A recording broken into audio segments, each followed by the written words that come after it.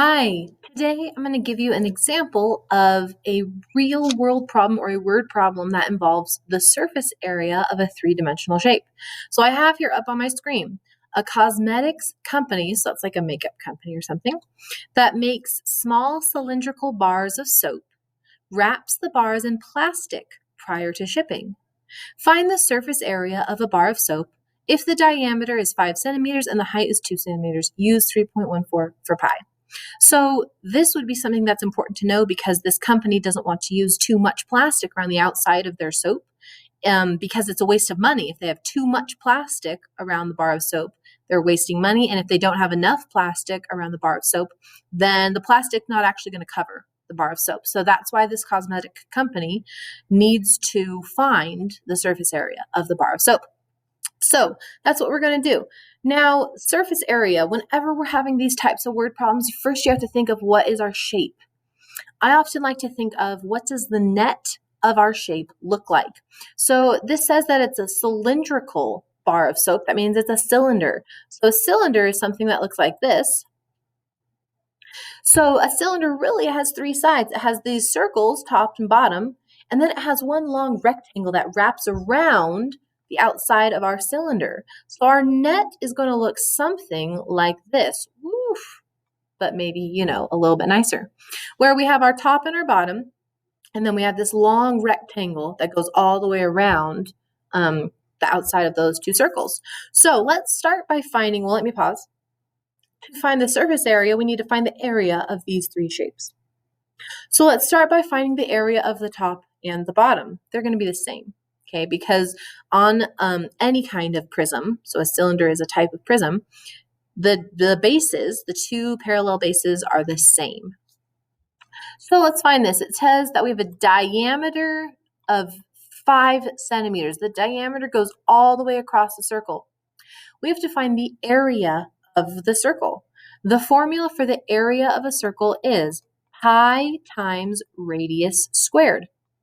Well, and it tells us here use 3.14 as pi, so 3.14 times the radius. Well, this doesn't tell us the radius, it tells us the diameter.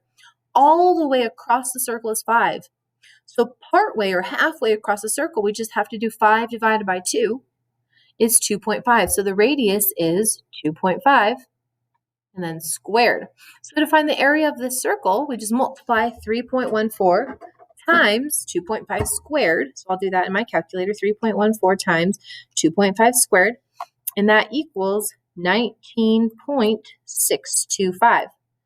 Now, because the top and the bottom are the same, then this is 19.625.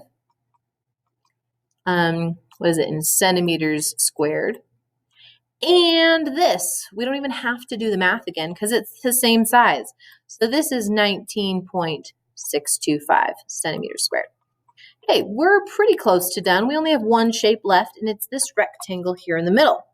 Now, the formula for the area of a rectangle is just length times width. We know the height of this bar of soap is 2 centimeters. So this right here is 2 centimeters. So we just need to know the length, right? We have the height, so we need to know the length of the entire, or the width of the entire rectangle. This is where it gets a little bit trickier. Remember, this rectangle wraps all the way around the top and the bottom circles. So the length of the rectangle is the length of the outside of the circle. So let me show you, right? The rectangle is going to wrap around this part.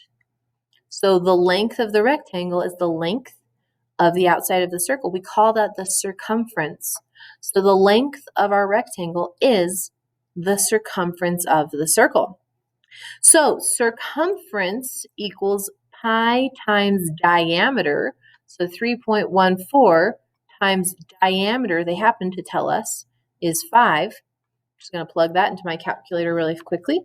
3.14 times 5, that is 15.7 centimeters. And now that I know the length of my rectangle and the width of my rectangle, I just multiply those two together. 15.7 times 2. The area of this whole rectangle is 31.4 centimeters squared. And the final step to find the total surface area is I have to add all three shapes together. This plus this plus this. So I'm going to go ahead and do that now. 19.625 plus 31.4 plus 19.625. And that equals 70.65 centimeters squared. Because surface area is just area, and area is always in units squared. So that's an example of a word problem or a real life problem that involves finding the surface area of a three-dimensional shape. Thanks.